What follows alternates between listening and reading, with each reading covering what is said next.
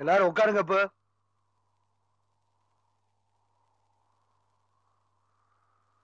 காலம் கெட்டு போச்சு.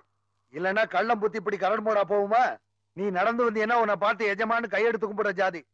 இப்படி பஞ்சாயத்துக்கு முன்னாடி உன்னை கை கட்டி நிக்க வச்சிருக்கான்னா நீ நடந்துகிட்ட முறை சரியில்லடா. அந்த காலத்துல இருந்து இந்த காலம் வரைக்கும் நம்ம வீட்டு வாசப்படி தாண்டி உள்ள வராம கட்டுப்பாடோட மரியாதை நடந்துக்கிறான்னா அந்த மரியாதையை நம்ம காப்பாத்திக்கோனா.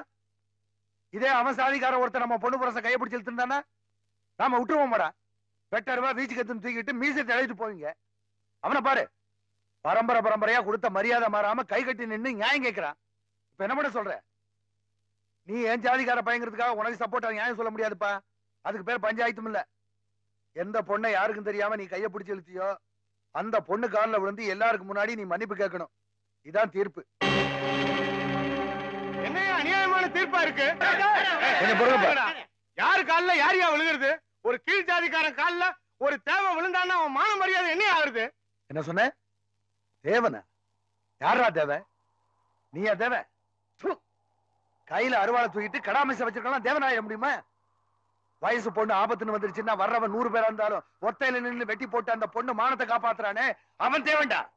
கட்டின பொண்டாட்டி கருப்போ சேவப்போ வத்தலோ தொத்தலோ அவ கூட சந்தோஷமா குடும்பம் நடத்திக்கிட்டு அடுத்தவன் பொஞ்சாதிய பார்த்து ஆத்தான்னு வாயார கூப்பிட்டு அன்போட பழகுறானே அவன் தேவன்டா.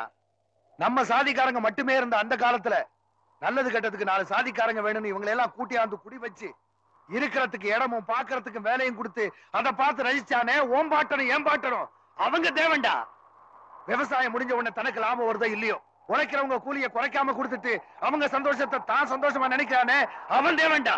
அதே சாதிசன வருஷம் நல்ல நாள் பெரிய நாள் அன்னைக்கு தான் வீட்டுக்கு வந்து புது துணியும் பொங்கச்சோறும் வாங்கிட்டு போறத பெருமையா நினைச்சு தலை நிமிர்ந்து நிக்கிறானே அவன் தேவன்டா. தேவன் பாக்குறதுக்கு தாண்டா மொரட்டுத்தனமா இருப்பாங்க. பழகுனா இழகுன மனசுக்காரங்கடா.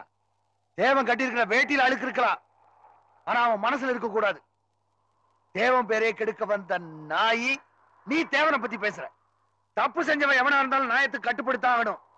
ஒழுங்கு மரியாதை மன்னிப்பு கேளு, இல்ல இந்த ஊரை விட்டே ஓடிடு.